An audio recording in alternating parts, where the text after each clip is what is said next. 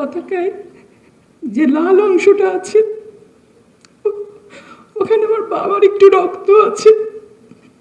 সে তার সমগ্র রক্ত দিয়ে ওই পতাকাটা আপনাদেরকে দিয়ে গেছে। সেই অধিকারে আমার 43 বছরের অশ্রু সঞ্চয় নিয়ে সেই অধিকারে আপনাদের সামনে আমি দাঁড়িয়েছি।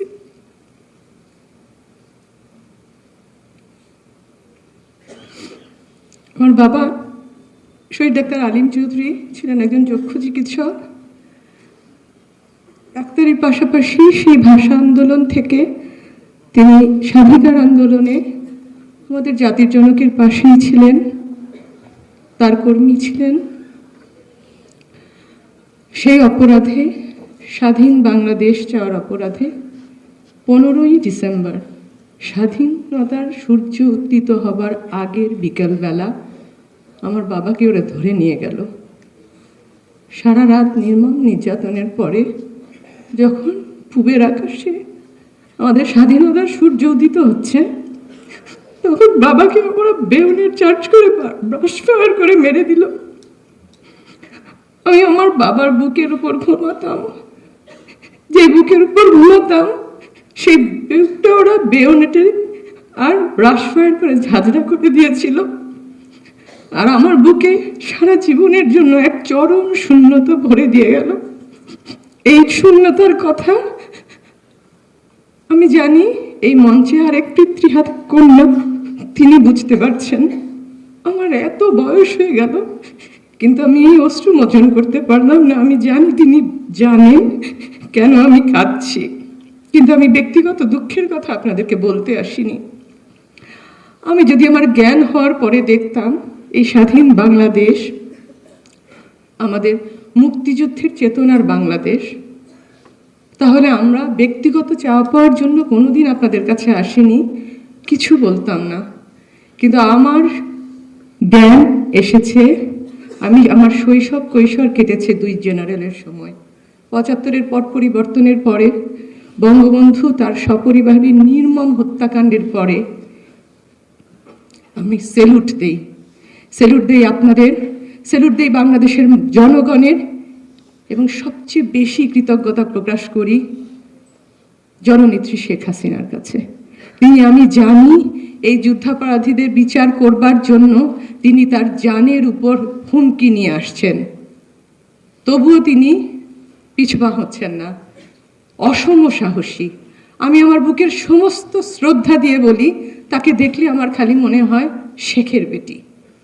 আমার এত বড় বড় বিশেষণ মনে হয় না, আমার মনে হয় শেখের বেটি। এত সাহস, আমি জানি তিনি বড়ই একা এই সংগ্রামে, কিন্তু তারপরেও তিনি পিছপা হননি। আমি আপনাকে ব্যক্তিগতভাবে আমার এবং শহীদ পরিবারের সমস্ত শোক পুঞ্জীভূত করা কৃতজ্ঞতা জানাচ্ছি। আমরা ক্ষমতাহীন করব, আল্লাহ আপনাকে ক্ষমতা দিয়েছেন, আপনি আপনার বাবার হত্যাকারীর বিচার করেছেন, আপনি আমাদের বাবার হত্যাকারীর বিচার করেছেন। আল্লাহ আপনাকে রক্ষা করবেন। আমরা এতিমরা আপনার জন্য দোয়া করি, বিধবারা আপনার জন্য দোয়া করি। আপনি কি জানেন আপনার আমাদেরকে কি দিয়েছেন? আপনি হয়তো নিজেও জানেন না। আজকে সকালে যখন আপনার সাথে দেখা হলো, আপনি মার সাথে কথা বললেন, আপনি চলে গেলেন, মা আমার দিকে তাকিয়ে বলল, মা কি শান্তি লাগে না বুকে? আমার মাটা বড়ই বড়। আমি চোখের ডাক্তার হয়েছি তাকে খুশি করার জন্য, এত চেষ্টা করি, মার অশ্রু মুছতে পারি না, কিন্তু আপনার দিকে তাকালে তার ওই জ্বালা যন্ত্রণা আক্রান্ত বুকে শান্তি লাগে। আপনি আমাদেরকে এতটাই দিয়েছেন। এবং আপনি কি জানেন যে আপনি আপনার পিতার প্রতিজ্ঞা রক্ষা করছেন? আপনি জানেন যে একটি পারিবারিক সূত্রে আপনাদের পরিবারের সাথে যোগাযোগ আছে। ছোটকালে আপনি দেখেছেন আমাদেরকে। একটি সুখস্মৃতিও বলি, অনেক অশ্রুর মাঝে আমরা গিয়েছি ওনাদের বাসায়। বঙ্গবন্ধু ঢুকেছেন ড্রয়িং রুমটায়, নিচতলার ড্রয়িং রুমটায়। আমার বোন, ওনার ব্যক্তিত্বটাই ছিল এত বড়, আমার বোন ভয় পেয়ে সোফার পিছনে চলে গেছে। তা আমি খুবই ছোট ছিলাম। আলিমকে যারা মেরেছে সে আলিমের হত্যাকারীর বিচার আমি নিজে হাতে করব, কিন্তু ঘাতকরা তাকে সেই সুযোগ দেয়নি।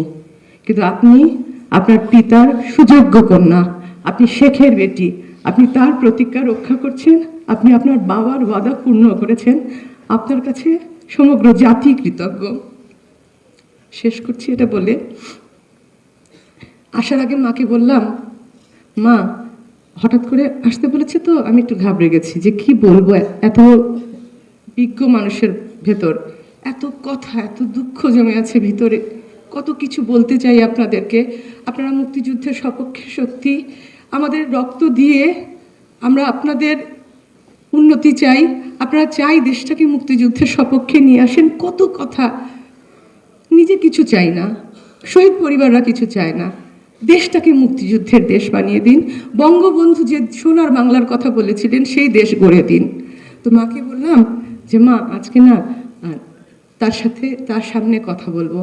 মা বললেন, তুমি তাকে বলো আমাদের কাছে তিনিই বাংলাদেশ। নেত্রী, আমাদের কাছে আপনিই বাংলাদেশ। আমাদের বাবা নাই, আমাদের মাথার উপর অভিভাবক ছিলেন, জাতির জনক তিনিও নাই।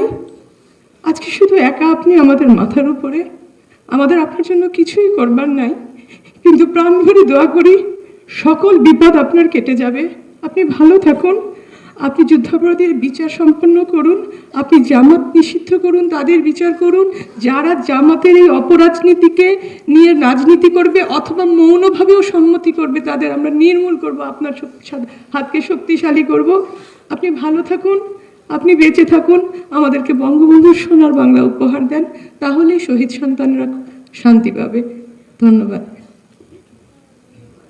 ডক্টর নুজহাত চৌধুরী সত্যিই বলেছেন, জননেত্রী শেখ হাসিনাই বাংলাদেশ।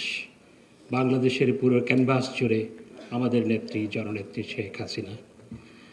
আজকের এই আলোচনা সভায় এখন আলোচনায় অংশ নেওয়ার জন্য অনুরোধ জানাচ্ছি বাংলাদেশ আওয়ামী লীগের